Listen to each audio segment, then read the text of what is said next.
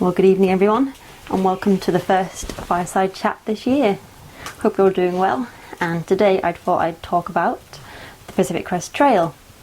Just because nearly every hike I go on, I always seem to mention it, and just because it has such a kind of profound effect on me. So, without further ado, I thought I'd do a little fireside chat about it. I'll talk a bit about what the Pacific Crest Trail is. It's a long distance hike you can do, and it stretches all the way up the west coast of the United States. And people normally start off at the Mexican border and make their way north to the Canadian one, or you can do it vice versa. So it's about 2,650 miles long. So you make your way through the three states, California, Oregon and Washington, to hopefully end in Manning Park, which is where the terminal for the north ends. My inspiration for the Pacific Crest Trail came from, not as most people believe, it comes from the book Wild, written by Cheryl Strayed, and she hiked about 1,000 miles of the trail. But from her doing that kind of put it on my radar. And I remember I was in Southeast Asia at the time, it's about December, and the film was coming out and the book, and I was like, ooh, what's this Pacific Crest Trail? So I pretty much googled the Pacific Crest Trail, and I stumbled across lots of hiking blogs, and I pretty much disappeared into the world of reading lots of hiking blogs, and one in particular stood out to me. It was by a lady called Carrot Quinn. Carrot was her trail name, and I'll go into trail names later. She's actually hiked the Pacific Crest Trail twice, and she's done various other trails in the States. But from reading her account, it was so in-depth and you just get sucked into the world of hiker life that I actually became obsessed with it. And upon returning to the UK, the first thing I did was apply for I think it's called a B2 visa, which would grant me 6 months stay in the United States. But unfortunately, the earliest interview I could get for that was 6 weeks, and that would be the beginning of May, which is cutting it quite fine to begin the Pacific Crest Trail. So yeah, I returned back to the UK, apply for the interview, and then I've got 6 weeks to kill. So in that time, I pretty much practice hiking. I end up hiking the Wolds Way and the Cleveland Way back to back, and that's about 200 miles, and it kind of gave me a rough idea what to expect in the States. I researched as much as I could, and I think planning is key, as this book goes into, and I'll talk about this book in a moment as well. As the saying goes, fail to prepare, then prepare to fail. So I planned and prepped as much as I could, and went to the interview and I passed. And then as soon as I had my passport back in my hand with the sticker inside, I booked my flight to the States, and off I went. So what I took with me was this trail guide, and this book was so helpful. It was written by a hiker called Brian Johnson, and he's hiked the Pacific Crest Trail, I think 2-3 times, and it's just precisely what you need. It's got everything in it, and I quite like the preface. If you'll, I guess, indulge me as I read it. When you reach Manning Park at the end of the Pacific Crest Trail, you'll be tired and dirty, but you will feel great. You will have had the experience of a lifetime and be a changed person. You'll have an intense feeling of personal satisfaction. You will be ready for other big ventures in life. You will have learned not to give up, and you will continue to feel great. The Pacific Crest Trail is the world's longest continuous footpath, running from the Mexican border to the Canadian border through California, Oregon and Washington. It is estimated about 500 hikers, known as thru-hikers, attempt a continuous hike of the PCT each year.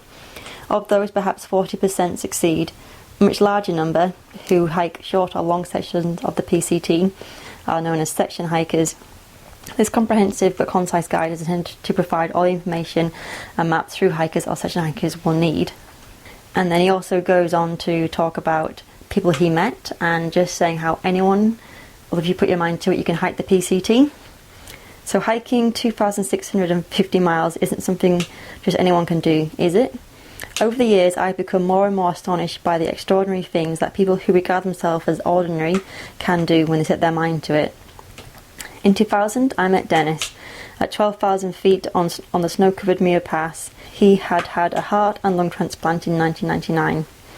In 2002, I hiked with 63-year-old Billy Goat Woodard, From starting his thru-hike, he was hospitalised for 2 weeks with heart pains, but that didn't prevent him from reaching Canada. To date, he has hiked more than 20,000 miles on the PCT. In 2004, Mary, known as Scramblers, a 10-year-old girl, thru-hiked the PCT with her parents. If these people can hike the PCT, so can you. So this book served as a great encouragement to hike the PCT. I'll do some close-up shots just as how incredibly detailed but also concise this book is, and just how it goes into detail about every section and the flora and fauna that you'll encounter on the trail, and how much you'll ascend for the next part. But it was just great to kind of, when you get to camp, just to kind of take some downtime and look at something that wasn't necessarily on your phone, but like a physical copy of a book. And you may wonder why mine is so, I guess, falling apart. On the PCT, to cut weight any way, shape or form, hikers will often burn pages of books that they've read. Obviously I didn't want to do that with this book, so I cut out sections and then I would post them back home, or sometimes post them on they're called bounce buckets. So for gear you don't need on the trail but you might need it later on, you can just bounce them ahead to save carrying weight. So that's why my book looks a bit well worn. So my journey getting to the PCT, well, I flew to America. I landed in Los Angeles. I spent the night in I think it was an 18 bunk dorm. Then I walked into LA. I got a train down to San Diego, then got a tram, then a bus, and then another bus into the village of Campo. I remember I got there in late evening and I was going to start hiking the next day, so I walked a bit out of town, found somewhere to like sleep, and I was getting all my bits and bobs out, and then I suddenly noticed all these kind of black dots on me. I wasn't using a head torch because I didn't want to draw attention to myself, but then they started to bite me, and it turns out they were really large ants. I quickly swatted them all off, repacked and headed back into town, and I ended up sleeping in someone's backyard. Slept really well, woke up about 4 AM because I was too excited, and packed up and then headed out towards the start of the trail. I remember it was a really beautiful sunrise, and I remember hiking along and a car I could hear from behind started to slow down, and I was a bit like, why is this car slowing down behind me? And suddenly it pulls up next to me and the window winds down and there's a trail angel and 3 other hikers in there, and that was my first introduction to trail angels. So trail angels are amazing people. They will do whatever they can to help you on the trail, be it giving you a lift into town so you can resupply, dropping you back into town, letting you stay at their house overnight, offering you free food, free drinks. Like, their kind of generosity is like boundless in some cases, and this was my first experience of meeting a trail angel. But nevertheless, I hopped in the car and then off we went to the start. So get to the start, sign the trail register, have a quick picture, and then off we all went. So I remember on the first day I hiked 20 miles and I ended up reaching a campsite called Lake Morena. I had my first meal of couscous, because on the PCT, to save weight, I didn't carry a stove, and to also save time in the mornings and in the evenings I just ate all my meals cold. So I had my cold couscous, put up in a tent, and then went to bed, and I slept really well. I remember my legs were aching quite a bit, and I woke up the next morning, packed down, and then repeated the same process again. And that was my life for the next 4 months on the trail, pretty much.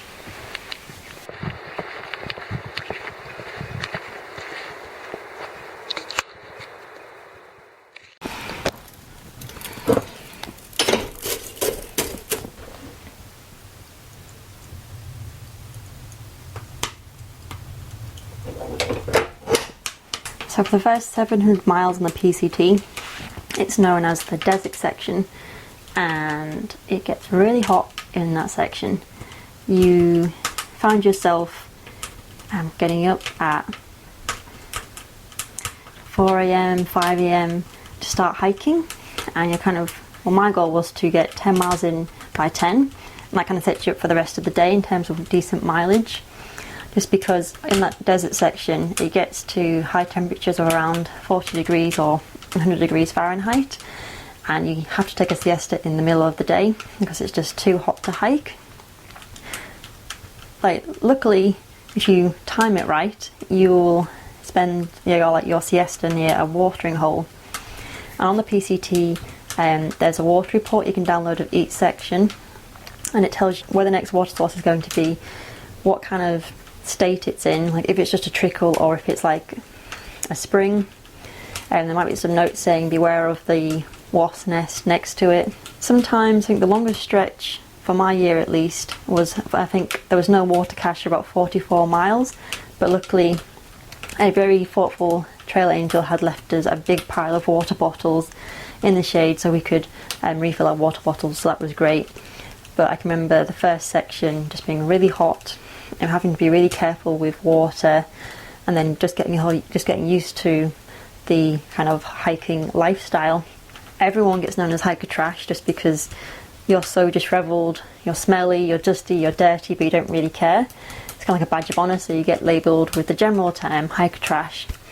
Then also on the trail you get given a trail name, and this either just comes about naturally, it's sometimes to do with your appearance or where you're from or what you eat.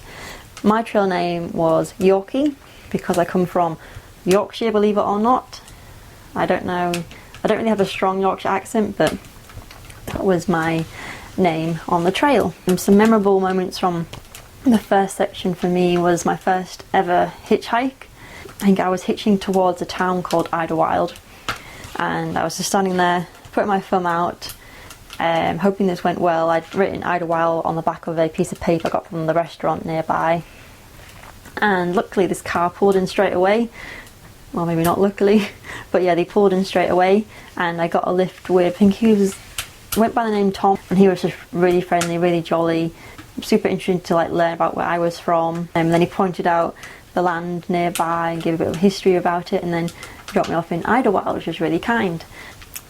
And I think another memorable moment for me was, I've talked about this in a previous fireside chat about the kindness of strangers, and I'll link it up there or up there, wherever it is. It's more detailed, but basically I needed to resupply, but it happened to be a bank holiday in America, which I didn't know about, and the nearest supermarket was too far away to walk, so I was trying to hitchhike, but no one picked me up. And then I got talking to a local dog walker who, out of the kindness of his car, after going back to his home, came back out with his car, drove me all the way to the shops, allowed me to resupply, drove me back, then welcomed me into his home so I could have dinner with him and his wife. I was able to shower and spend the heat of the day with them inside, and then they drove me back to the trail, and that was just, kind of blew me away, like the kindness of strangers. But that kind of stuck with me since then. They were really kind. I quite actually like hiking in the heat, just because it's obviously dry, you don't have to worry about anything getting wet, and as long as you're covered up, you've got a hat on, sunglasses, sun cream, you're kind of good to go. As long as you stay hydrated, it's all good. So once you've hiked through the desert section, you reach the gateway to the Sierra Nevadas, a little place called Kennedy Meadows, and that's where you prepare yourself to hike the next section. So I remember for this, I actually sent myself some food. What people normally do on the PCT is they send themselves resupply packages. So they will get about a dozen boxes, fill them all with food, and then post them ahead. So when they get into town, they don't have to worry about going into the supermarket to get food. They can just go to the post office and get their box ready to go. There's pros and cons of this in the sense that as you hike along the trail, your kind of food desires will change, and if you've packed similar items for each box, you're not really going to look forward to getting that box. Plus, you might get into town and the post office might be closed, so you then have to wait for it to open. I only sent one resupply box ahead just because I quite like going into town and just buying what I felt like I wanted to eat for the next week on the trail. But for Kennedy Meadows, it was a small kind of convenience store, like very remote. I sent myself a resupply box there just because I heard the shop was expensive and there was very little to choose from, and I'm glad I did. And from there I also bought a bear canister. To hike and camp in the Sierra Nevadas, you need a bear canister, and I was able to stuff all my food in there, and I just managed to get it in my rucksack along with my sleeping bag and everything else, but it was pretty tight. And upon entering the Sierra Nevadas, it is complete contrast to not only the desert section, obviously, but also to anything else I had hiked. I'd hiked a few places in the world, briefly New Zealand and then parts of Europe, but the Sierra Nevadas is complete. It was like nothing I'd ever seen before. There was water everywhere, so I didn't have to worry about carrying it, but the scenery is literally breathtaking. There's just mountains after mountains, and then pine forest as far as the eye can see, and then at night time there's just so many stars and it's so clear. You can see the Milky Way. And I can remember just after like hiking a day or two into the Sierra Nevadas, just been totally blown away by it, and just seeing why John Muir, I think he originally came from Scotland, fell in love with the place, and also the photographer Ansel Adams, why he spent so much time there taking pictures.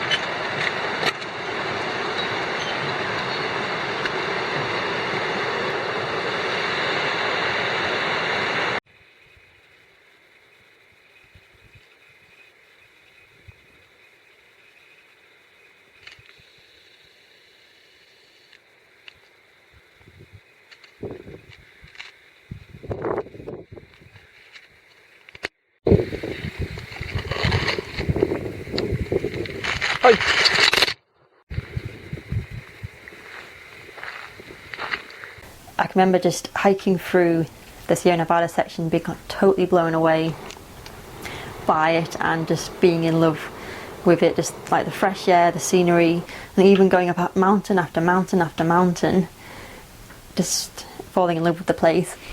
And I'll try and find some of the height gains in here. You go up and down so much, and Kearsarge Pass is really tall to climb in and out of.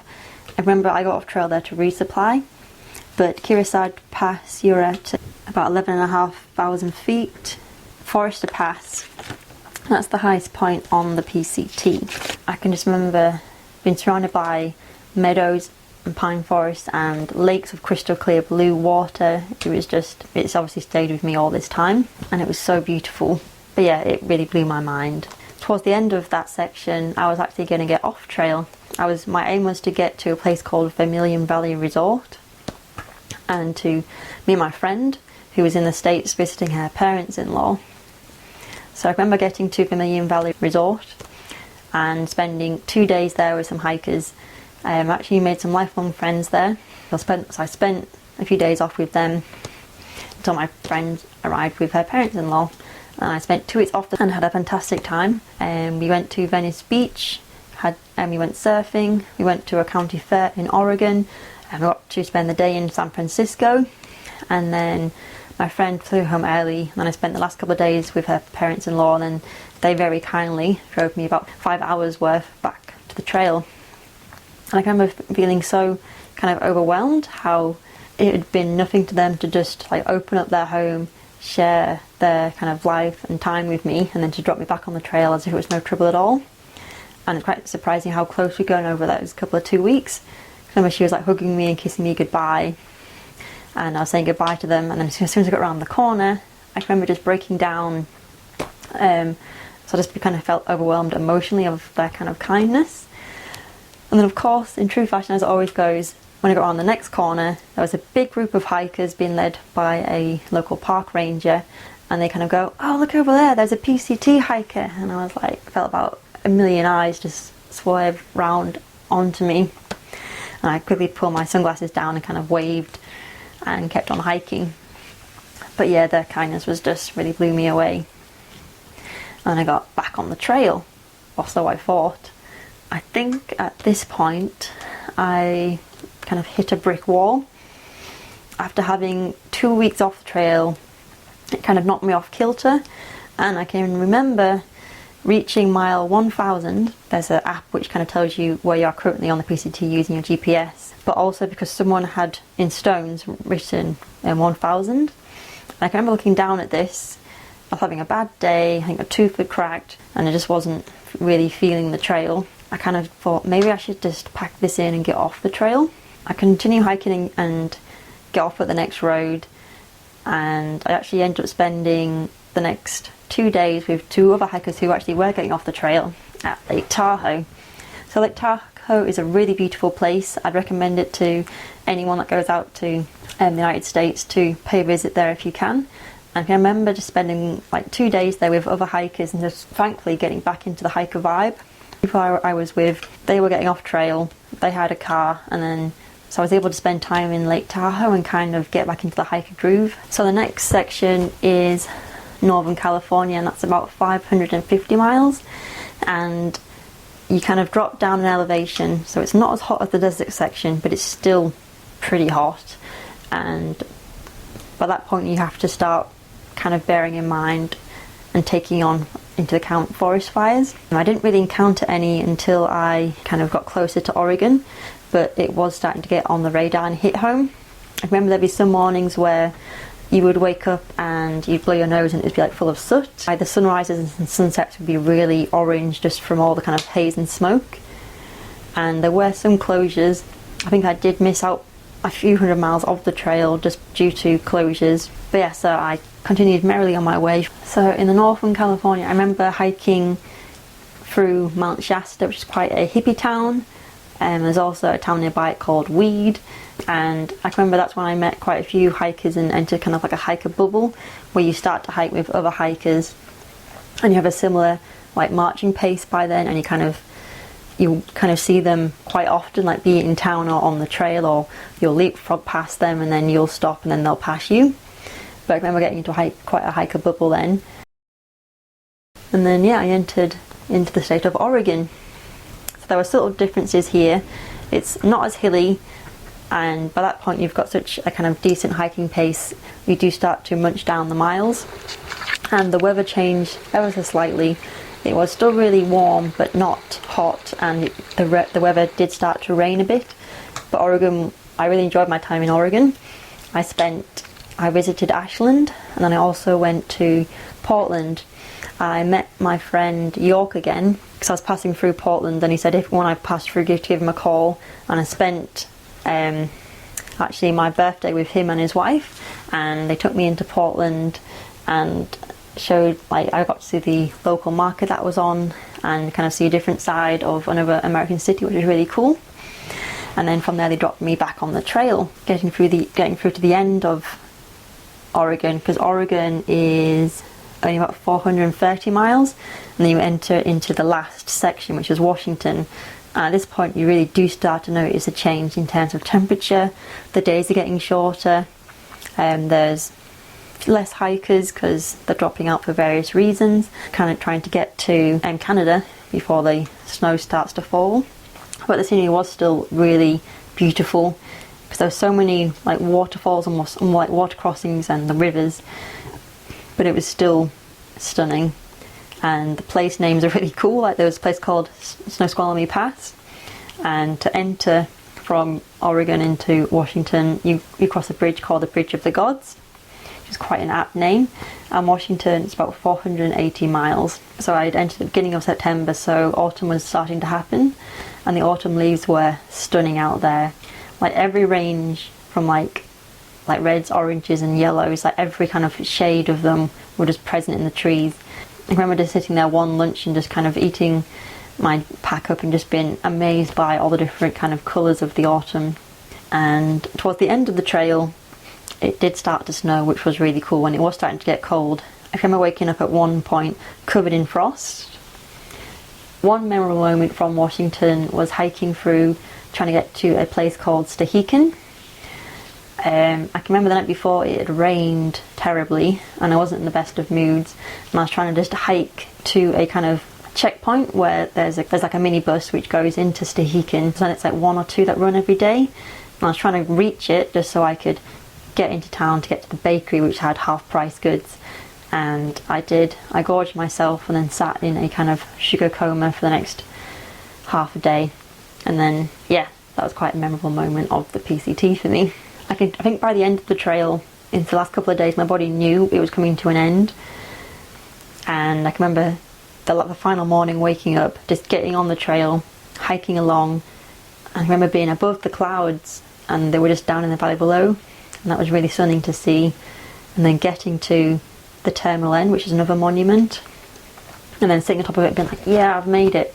Of course, from that point, it's still another 8 miles hiking until you actually reach Manning Park, which is in Canada, and you can get off the trail. But yeah, I think the PCT took me about 4 months to hike, minus 2 weeks off in the middle, and it did change me as a person. You just have so much time to think and reconsider where your life's headed, and the people you meet was amazing. So yeah, some of the questions people ask me about the PCT is, would I hike it again? I think the short answer to that is probably no, but only because life is too short and there's so many other hiking trails out there that I'd like to do. As much as I love the PCT and it did change my life, and I'm so glad I did hike it, I probably wouldn't hike it again just because I'd like to leave my memories of it as they are and not change them.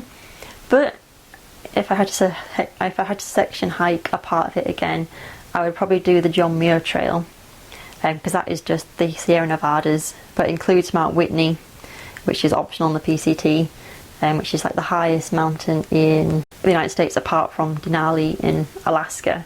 But yeah, I would hike that section again, and that was my favourite section. I think my least favourite section would probably, it was all, I didn't despise this part, but probably Mount Larsen, just because it's, all the rocks there are quite volcanic and they're very unstable. I can remember just hiking along that section and just having to look down constantly, and the kind of rocks below your feet are just so unstable. I remember that was quite a tiring day. Or did I get ill? So on the PCT you take methods to purify your water. This can be in the form of tablets, boiling it, using I think a soya squeeze. I took a SteriPen, a pen that uses kind of ultraviolet light to sterilise any bacteria in it, and it takes about 90 seconds to do a litre, and that worked amazingly for me. So I used that to treat all my water and I didn't get ill. There was one place I did get ill, and that was at the Vermilion Valley Resort. I think I had a carbonara for tea, and I remember waking up at 2 AM, sharing this yurt with my friends, having to sneak out and go to the toilet block, just because, yeah, it was, long story short, coming out of both ends. So that was not very pretty. That was the one and only time I got sick on the PCT. I woke up fine the next morning, completely fine in fact, because I was able to have pancakes, but yeah, that was the only time that I got, I guess, food poisoning on the PCT. Any advice to people looking to hike it? Probably just be to prepare, if you do as much prep as possible, and then just go for it. Because I kind of made it up as I went along. I changed things as I hiked, I adopted new things, got rid of other things, but that's completely normal. At each kind of stopping off point you will find a hiker box, and it's stuff that people have gotten rid of because they don't want it on the trail anymore. It ranges from sun hats to books to food to snacks. So yeah, it's completely normal to kind of shed things you don't want anymore as you kind of progress on the PCT. Hope you enjoyed my fireside chat, and I hope to find some pictures and videos that do this justice, and hope you enjoyed this. So I hope you enjoyed my little fireside chat, and I'll see you in the next video. Take care. Good night.